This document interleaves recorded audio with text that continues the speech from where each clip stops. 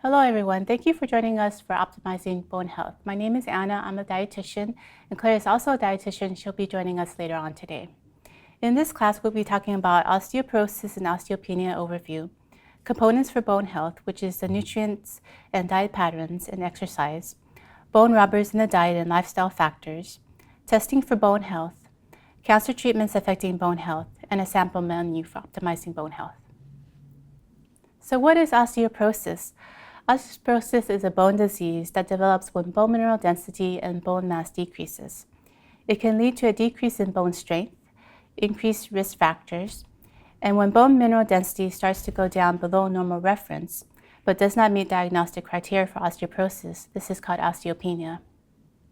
As we're looking at this graph, which depicts the bone growth and loss from the bone mass over time and age, we see that there's growth from ages 0 to 20 years old, and from 20 to 30 years old, there's a modeling consolidation. At 30 years old, this is where you have the peak bone mass. And then from 30 to 70 and beyond years old, there's remodeling. Now, remodeling happens in normal turnover, growth, biomechanical changes, hormonal changes, changes in activity pattern, fracture injury, or trauma. And this is a process of continuous resorption and deposition. But as you see in this graph, at around age 50 is when menopause starts, and then you start to see a decline in the bone growth. So the prevalence of osteoporosis in America, there are 10 million US adults have osteoporosis, 80% being women. 1 in 2 women and 1 in 4 men over the age of 50 will have an osteoporosis-related fractures. Breaks are most common in the wrist, spine, and hip. So symptoms of osteoporosis is often called a silent disease because there are typically no symptoms until a bone is broken. Bones affected by osteoporosis may become so fragile that fractures occur spontaneously or as the result of minor falls, such as a fall from standing height that would not normally cause a break in a healthy bone. Normal stresses such as bending, lifting, or even coughing.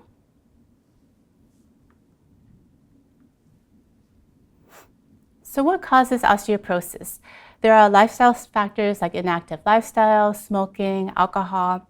There's also nutritional factors such as lack of calcium, vitamin D, and other bone minerals. Also poor diet in general, low fruits and vegetables, and too much salt and caffeine. There's also a factor for gender and others such as family history, being female, being small and thin, greater than 50 years old, menopause. And there are also certain medical conditions such as celiac disease, kidney disease, inflammatory bowel disease, or GI surgeries. There are some risk factors that we can't control in terms of osteoporosis, but there are also some modifiable factors that we can control, and today we'll be talking about some of those factors. So a bone mineral density test is the only way to detect low bone density and diagnose osteoporosis. The lower a person's bone mineral density, the greater the risk of having a fracture. A bone mineral density test is used to detect low bone density before a person breaks a bone, predict a person's chances of breaking a bone in the future, confirm a diagnosis of osteoporosis when a person has already broken a bone, and determine whether a person's bone density is increasing, decreasing, or remaining the same. And it also can monitor a person's response to treatment. Now, in terms of the bone mineral density results, there are 2 different types of scores. There is the Z-score, which is the bone density compared to what is normal for someone the same age and body size, but this is not commonly used to diagnose osteoporosis. The T-score is the bone density compared to a young, normal, healthy 30-year-old adult. And the T-score for osteopenia is between -1 and -2.5, and osteoporosis is -2.5 or lower.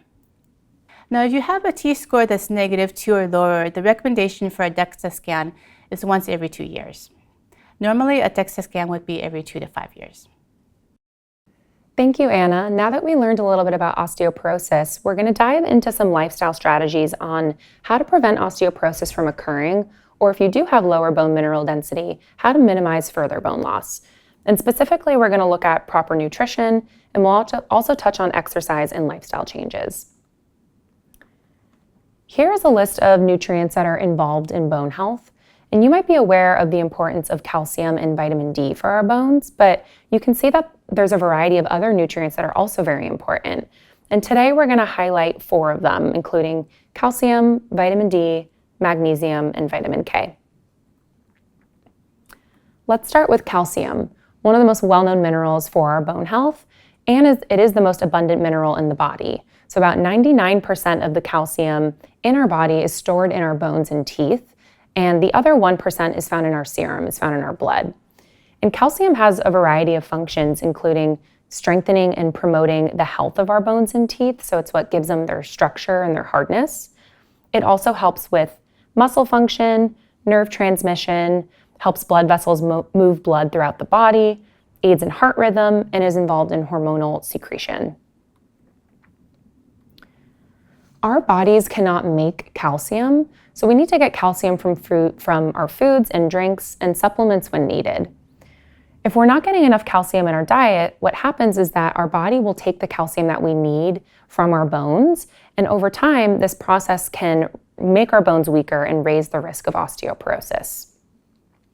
So we require anywhere between 1,000 to 1,300 milligrams a day of calcium, and this varies depending on our age and gender. So for example, adolescence is a time when bone size is increasing rapidly, so you can see that the amount of calcium per day bumps up closer to 1,300 milligrams. Or we also learn that women are more likely to develop osteoporosis around menopause when we see estrogen levels drop, because estrogen is involved in calcium absorption. So women that are older than age 50 require a little bit more, about 1,200 milligrams a day. If you consume more calcium that's recommended, there's no proof that this will actually benefit your bones. Actually, high calcium intakes consumed on a regular basis may be harmful. Specifically, levels more than 2,500 milligrams of calcium a day consistently can lead to adverse effects, including high blood calcium levels, kidney stone formation, kidney complications, iron and thyroid hormone dysregulation, or constipation. Here's a list of some food sources that are very rich in dietary calcium. Some foods include milk products such as milk, yogurt, cottage cheese, and cheese, green leafy vegetables such as collards, bok choy, turnip greens, broccoli, and arugula, canned fish with the soft bones in them, so things like canned salmon or canned sardines are amazing sources of calcium, our legumes such as soybeans, garbanzo beans, pinto beans, white beans, tempeh, and tofu, nuts and seeds, and calcium-fortified products, including soy milk, orange juice, or certain breakfast cereals. When we're looking at bone health, it can be helpful to assess your intake of dietary calcium, and a general good rule of thumb is to try to aim for 3 rich dietary sources of calcium a day.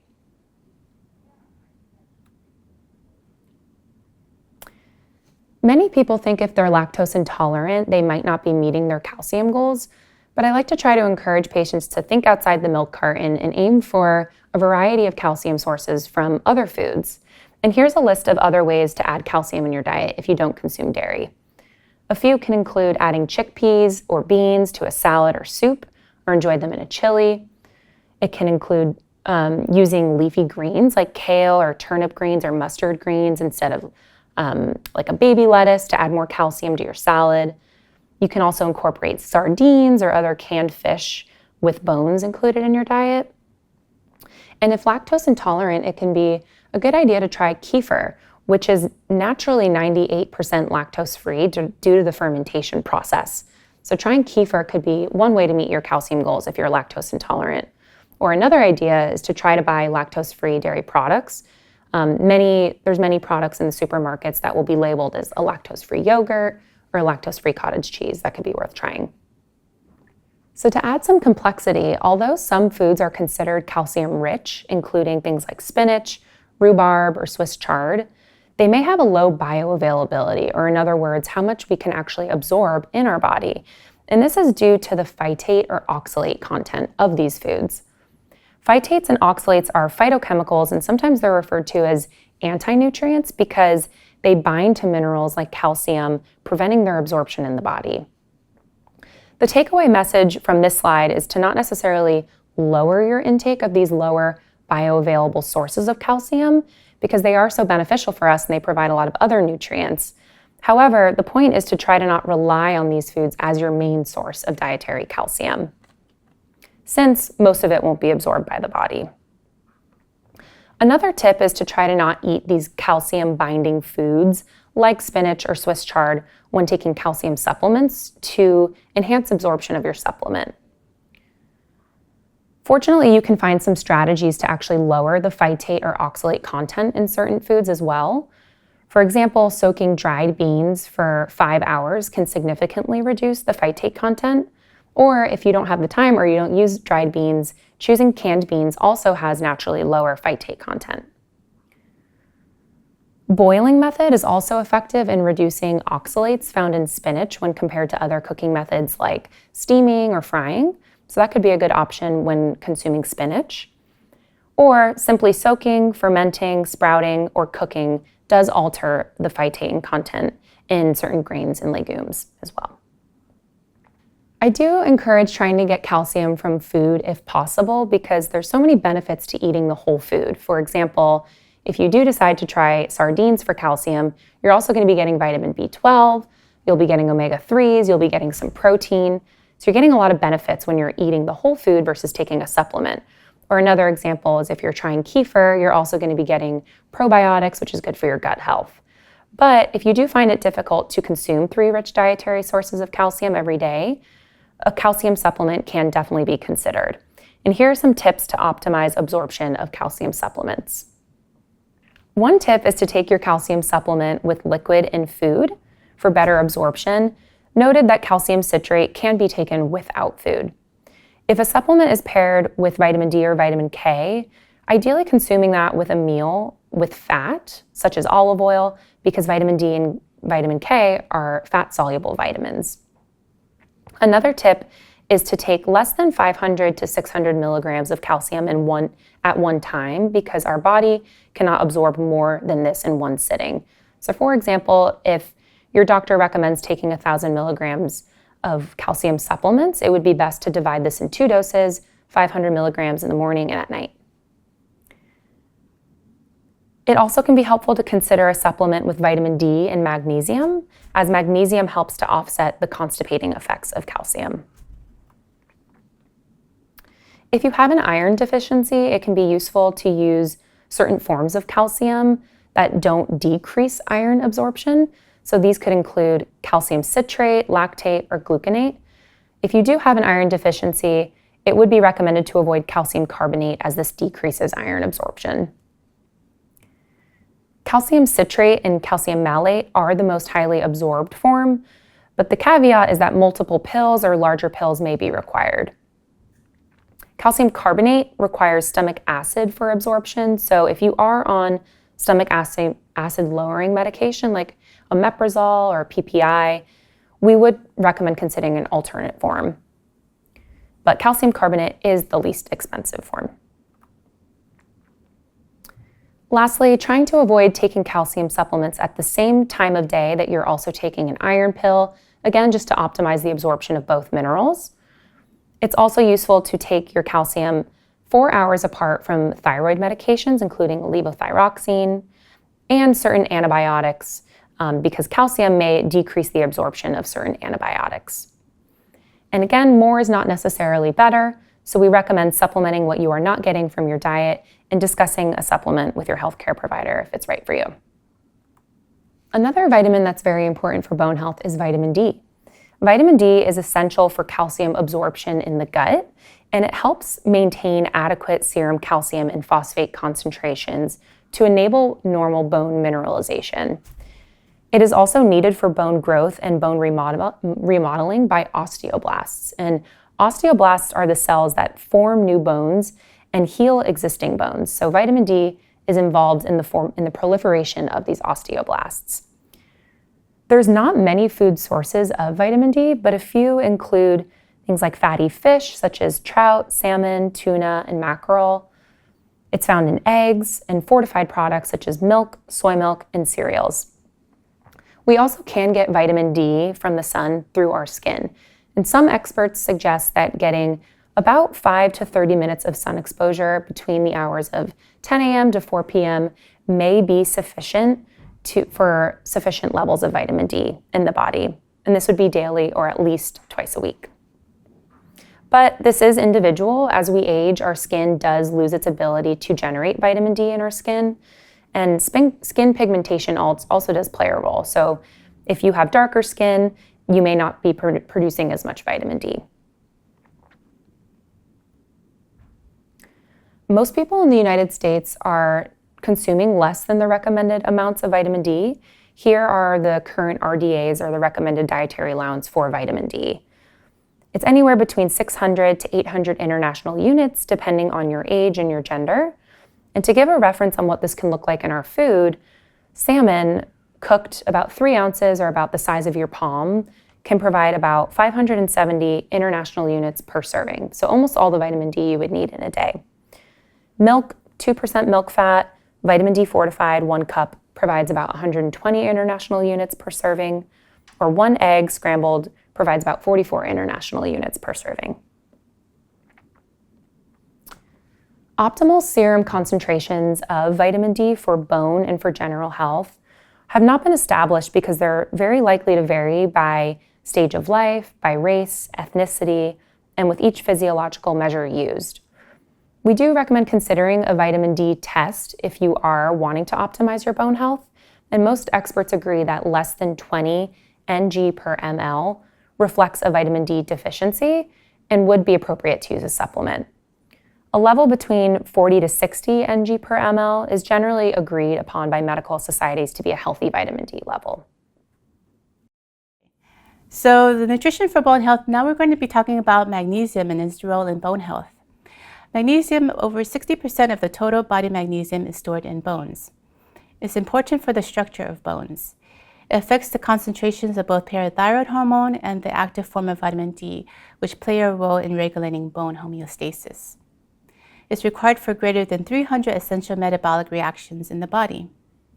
Some food sources that are high in magnesium are spinach and chard that are cooked, most fruits and vegetables, pumpkin seeds, most nuts and seeds, such as cashews and almonds, hemp hearts, quinoa that's cooked, whole grains, beans and legumes, such as soybeans, baked beans, lentils, and peanuts, and fish, such as salmon and halibut.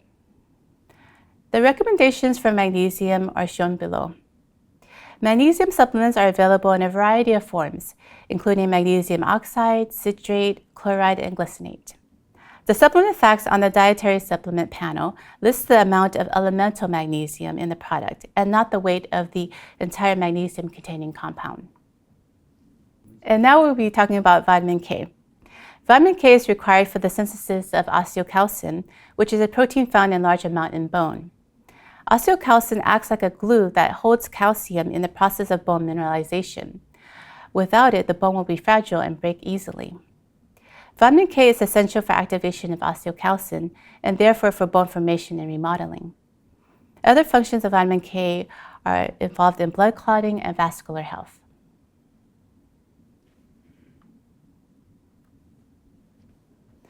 So this diagram depicts the relationship between vitamin D and vitamin K27.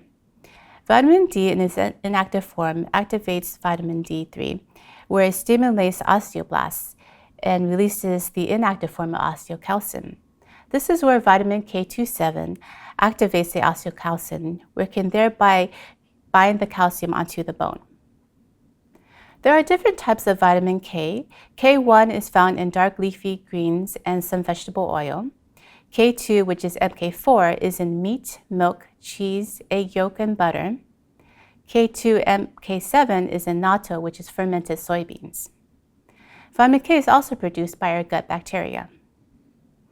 The recommendations for bone support, vitamin K1 would be 100 to 1,000 micrograms per day.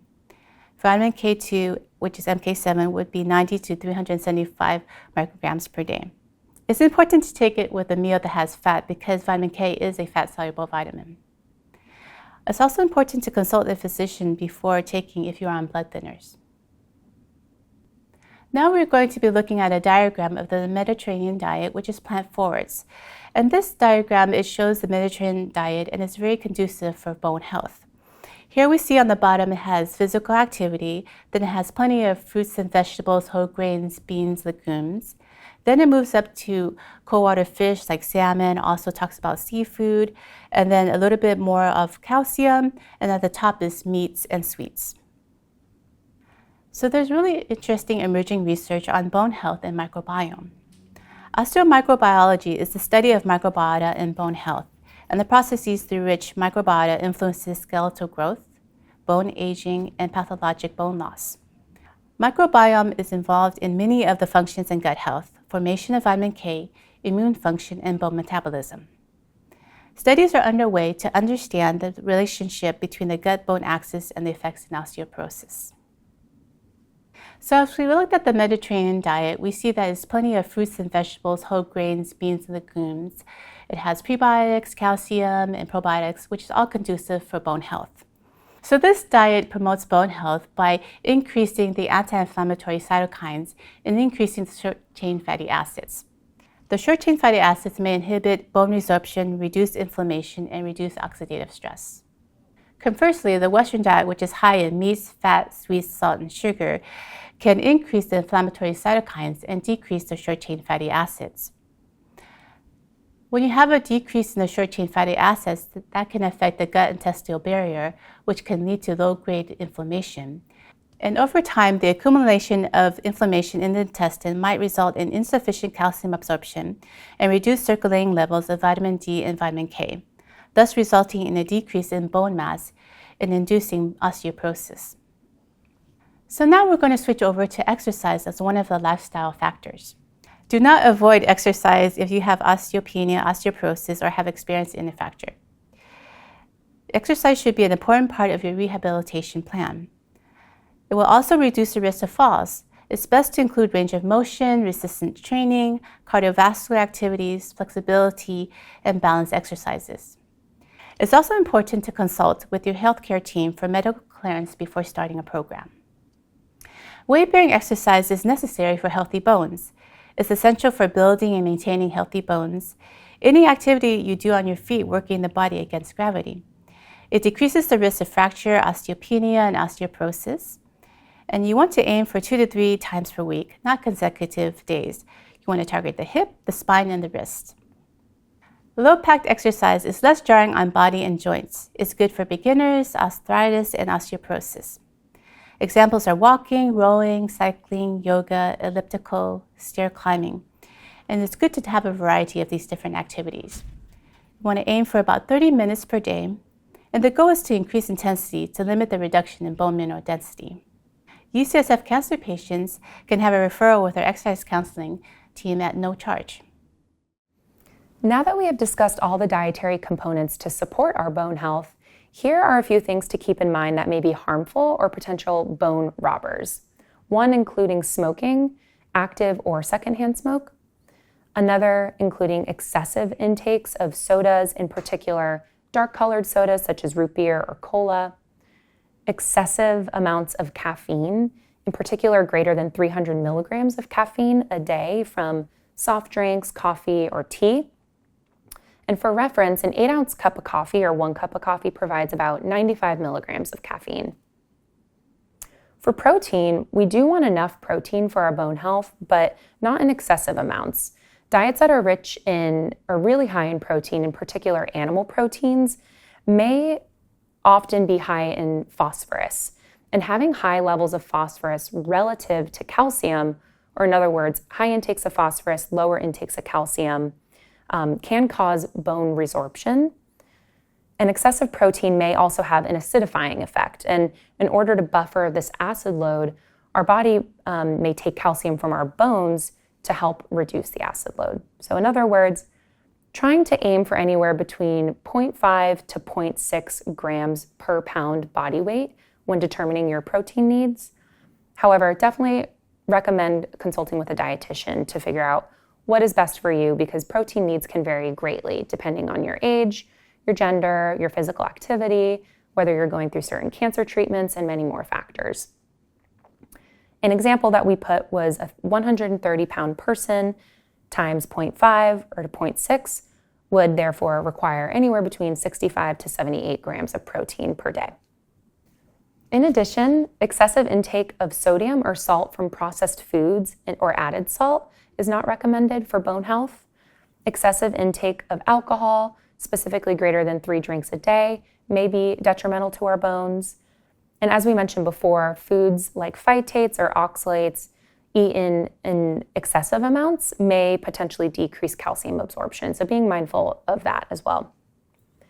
And lastly, long-term supplement use of vitamin A, a certain type of vitamin A, it's the preformed vitamin A, has been associated with osteoporotic fractures in some studies. And this is in levels of about 1,500 micrograms per day. So we recommend taking a look at your multivitamin if you're taking one to check out the form of vitamin A that you're taking and what the dose is of that. Now I'd like to talk about cancer treatments affecting bone health. The presence of estrogens and androgens are essential for bone homeostasis, but when there's a change in the levels, that's when the balance gets altered. Some of the cancer treatments that can affect bone health are gonadotropin-releasing hormone agonists, such as Lupron or Zoladex, tamoxifen in premenopausal use, aromatase inhibitors. Cancer chemotherapeutic drugs such as doxorubicin, taxanes, and cisplatin are examples. Methotrexate and cyclosporin A and tacrolimus. Some supplemental medications in conjunction with cancer treatments affecting bone health are glucocorticoids, which can potentially lower calcium, depomedroxyprogesterone, acid suppressors, which could potentially lower calcium and magnesium, and serotonin reuptake inhibitors and antidepressants. So here's a sample menu for bone health, which provides a variety of nutrients: calcium, vitamin D, protein, fiber, which is all essential for bone health. So this sample menu will provide about 1,700 to 1,900 milligrams of calcium, depending on the amount of snacks. Here is our summary for how to optimize your bone health. 1, aiming for a plant-based diet that's rich in fruits, vegetables, and plant protein, and including these really beneficial bone-building nutrients that we've reviewed, things like magnesium, vitamin K, potassium, zinc, vitamin C, and omega-3 fatty acids. Trying to limit our intake of salt, caffeinated beverages, alcohol, and phytates in excess. Considering a calcium supplement if you feel you are not consuming at least 2 to 3 rich sources of calcium every day. Vitamin D, trying to meet your needs from the sun, from food, and supplements, and you can check a blood level if necessary.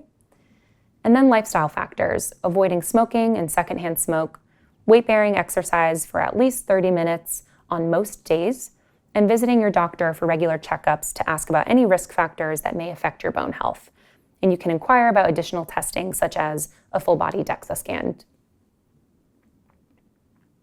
And I know this all might seem a little bit overwhelming, but even choosing one to focus on will be a step in the right direction towards improving your bone health. Here are some helpful resources for more information, including the calcium content of foods on our UCSF page, the National Osteoporosis Foundation, the NIH Osteoporosis and Related Bone Diseases National Resource Center, and lastly, Consumer Labs, which is a great website for looking at the efficacy of certain supplements and recommended brands and doses. Now we're going to do a food demonstration on some healthy recipes for our bone health. And today we're going to do a bone-building green smoothie, which can be delicious for breakfast or even as a snack. And the ingredients that we have for this bone-building green smoothie is our baby kale, which is in this bowl here. We find that baby kale blends a little bit better in smoothies than like a Tuscan kale or more curly kale, so it's a good option for a smoothie. And we also have our pineapple and mango, which are good tropical fruits, which are pair really well with the kale, I would say. Right, they're high in vitamin C. Very high in vitamin C, which is good for our bone health. We also have a almond milk, which again, you can use any type of non-dairy or dairy milk if you'd like that, but this one here is specifically fortified with calcium and vitamin D. And you can see that on the nutrition label. On the nutrition label section, it'll say calcium and vitamin D, so you can take a look at that. And then we also, lastly, have chia seeds for good omega-3s and for good fiber, and avocado as well. which is great in magnesium. Great in magnesium, helps make it creamy, give it a good consistency. All right, so we're gonna start making our smoothie. And our first ingredient is gonna be our baby kale. This is about 2 cups of baby kale. You can just throw it right in the blender. If it gets out of the blender, that's okay. You can clean it up later. Right. And then we have 1 cup of any frozen fruit, like we said, high in vitamin C. You could use other fruits as well besides these. Have you tried any other fruits in a smoothie that are high in vitamin C? Strawberries are great. Oranges. Berries are great. Oranges. Kiwis can be good. Kiwis for sure. Okay. So we're going to add, we're not using a measuring cup today, but we're kind of just guessing, but this is going to be about 1 cup of frozen fruit. Okay.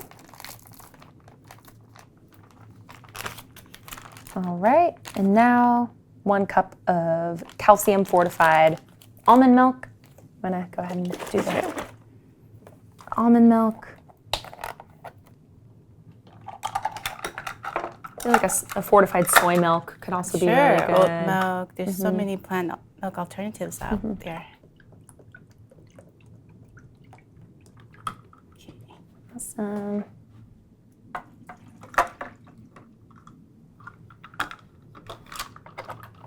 right. And then we're going to add a tablespoon of chia seeds. Right here. Okay. And chia seeds are really great because once it touches liquids, it kind of puffs up like tapioca and makes that nice thickness to the smoothie. Definitely. Okay, and then lastly, that avocado, which Anna mentioned, really good in magnesium, vitamin C, some fiber. So we're gonna add 1/4 of an avocado. All right, then we'll give this a good mix.